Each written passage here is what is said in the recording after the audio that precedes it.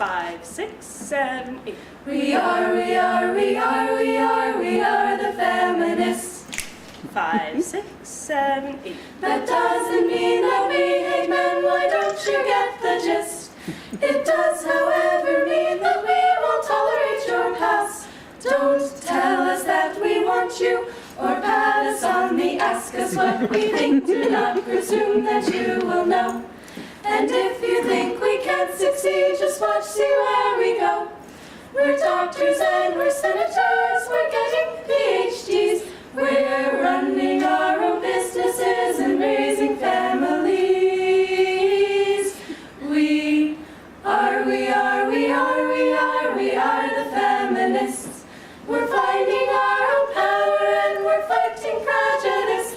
Some still want all women pregnant, maybe even barefoot too. But we'll make our own decisions now. We're wearing real nice shoes.